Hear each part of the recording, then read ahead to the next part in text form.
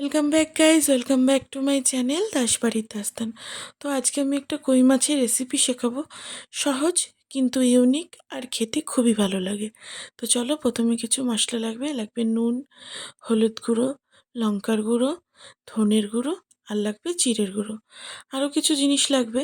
লাগবে ফোড়নের জন্য কালো জিরে, তার সাথে লাগবে কাঁচা লঙ্কা, টমেটো কুচি আর গরম মশলাগুলো। আর লাগবে হচ্ছে 1 চামচের মতো আদা বাটা, আর লাগবে অনেকটা পরিমাণে তেল, আর 2 চামচের মতো দেশি ঘি। তো প্রথমেই মাছগুলোকে ভালো করে ধুয়ে নিয়ে মাছের গায়ে এরকম চাকু দিয়ে কাট দিয়ে দিতে হবে, কারণ মাছগুলো খুবই ভারী। এভাবে না কেটে দিলে মাছের গায়ে নুন, তেল, মশলা কিছুই ঢুকবে না, খেতে ভালো লাগবে না, কারণ মাছগুলো আমরা ভাজবো না। তো প্রথমে মাছের মধ্যে সব মশলা দিয়ে দেবো। নুন, হলুদ, লঙ্কার গুঁড়ো, জিরের গুঁড়ো, ধনের গুঁড়ো, সব মশলা একে একে দিয়ে এর মধ্যে দিয়ে দেবো হচ্ছে 1 থেকে 1.5 চামচের মতো আদা বাটা।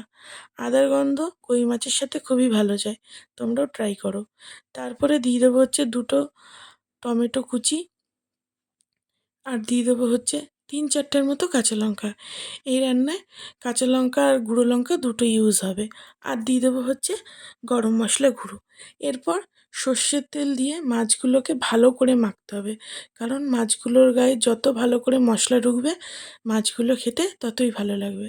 তো মাছগুলোকে ভালো মতো মেখে নিয়ে অন্তত আধ ঘন্টার জন্য ছেড়ে দিতে হবে, তাহলে মাছগুলোর আরও টেস্ট হবে আর মশলাগুলো আরও ঢুকবে।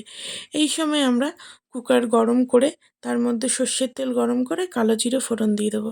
তারপর কুকারে যেই তেলটা গরম হয়ে যাবে, গ্যাস অফ করে তেলটা ঠান্ডা করে কুকারের সারা গায়ে এইভাবে তেলটা লাগিয়ে নেব। লাগিয়ে নেওয়ার পরেই এক এক করে ম্যারিনেটেড মাছগুলো কুকারের মধ্যে সাজিয়ে দেবো।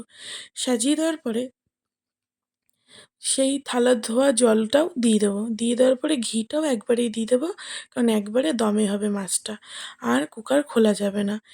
তারপরে কুকারটাকে ঢেকে দিয়ে অন্তত 4 থেকে 5টা সিটি দেবো, কারণ এটা কাঁচা মাছ, ভাজা হয়নি।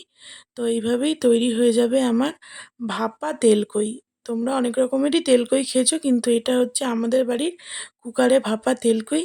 একবার তোমরা ট্রাই করতে পারো। এই মাছের ঝোলটা তোমরা গরম গরম ভাত দিয়ে ট্রাই করতে পারো। আর হ্যাঁ, মনে রাখবে মাছ ভাজলে কিন্তু এই মাছের টেস্ট তোমরা পাবে না। উপর দিয়ে একটু ধনেপাতা কুচি ছড়িয়ে সার্ভ করে দিয়েছি। তো ভিডিওটা ভালো লাগলে একটা লাইক, সাবস্ক্রাইব আর ফলো করতে ভুলো না কিন্তু পরবর্তী রান্নাগুলোর